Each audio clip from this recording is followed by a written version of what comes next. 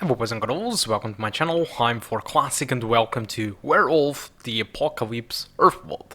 So this game is developed by Cyanide Studios, the same developers behind games like the Bloodborne, and it is using Unreal Engine 4. So for the graphics settings, my recommendation it is for you to play at 1080p maximum settings if you want to achieve a frame rate over 60 frames per second.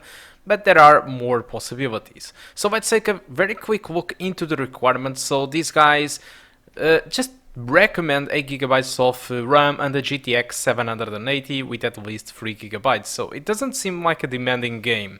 And the results are exactly like this one. So 1080p with maximum settings at the early start of the game, I was able to get an average of 124 frames per second with a minimum of 95 frames per second. So overall the experience, it was above 100 frames per second at 1080p.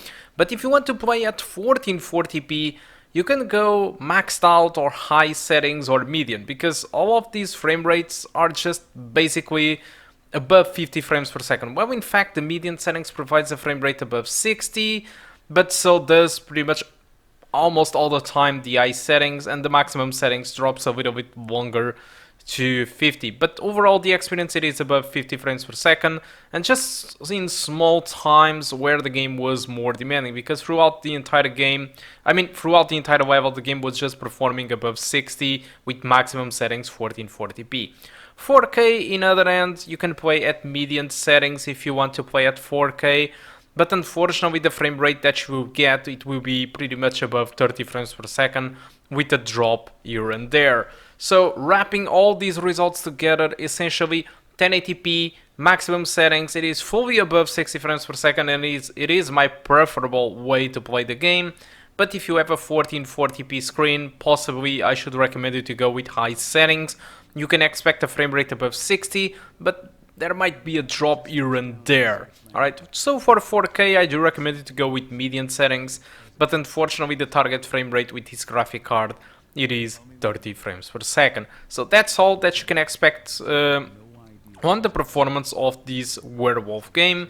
And what about the game? What is this game about? I mean, this game came out of nowhere. At least I didn't knew about its existence, and possibly there is a reason for that. So let's talk a little bit about the game.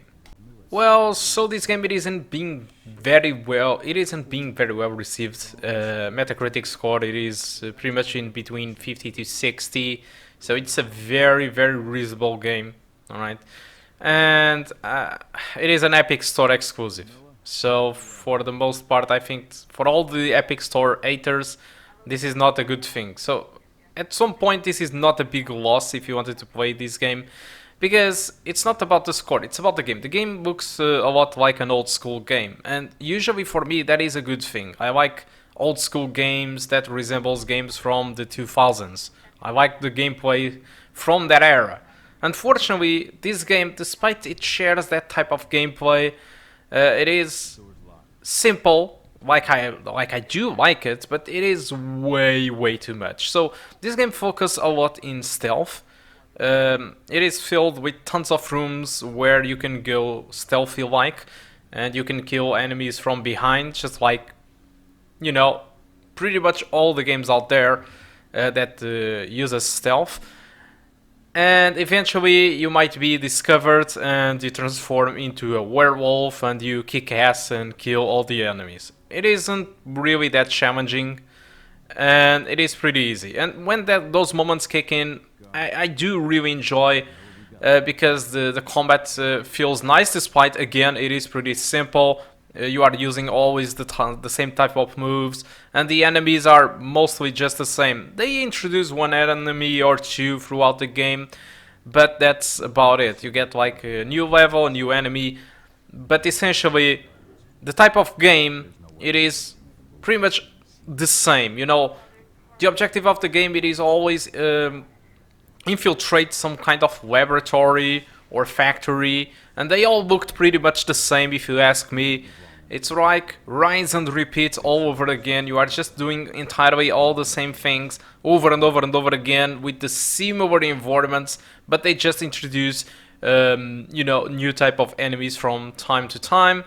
And for example, mech warrior enemies like they are usually more challenging, but any other enemy like regular human enemies, they are usually just easy to kill.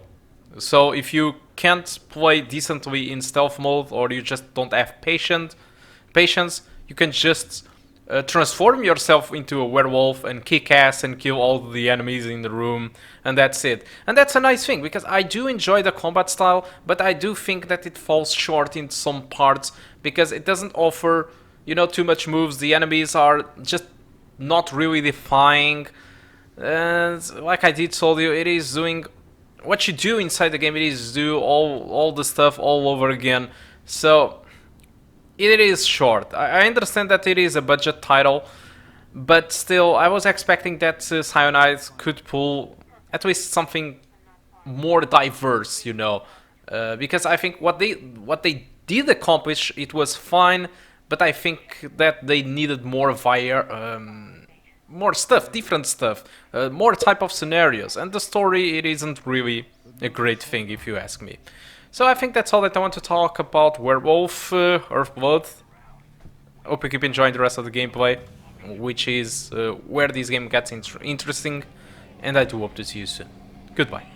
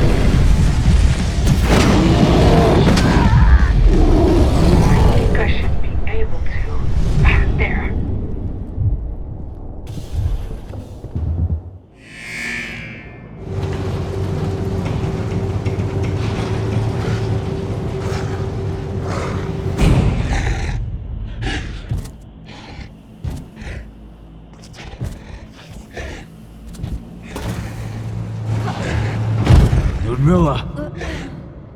Call. Hell 80.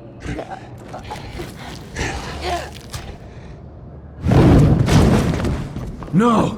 Please, no!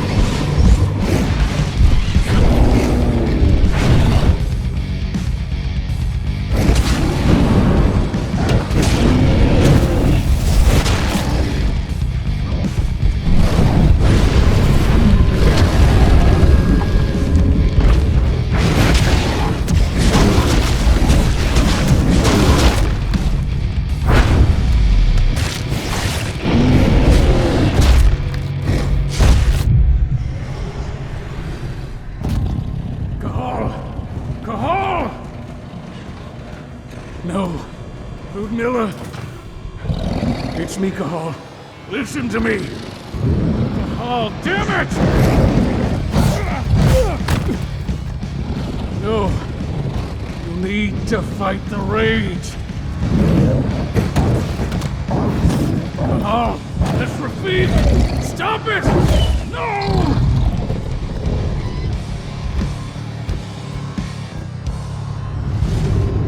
What have I done?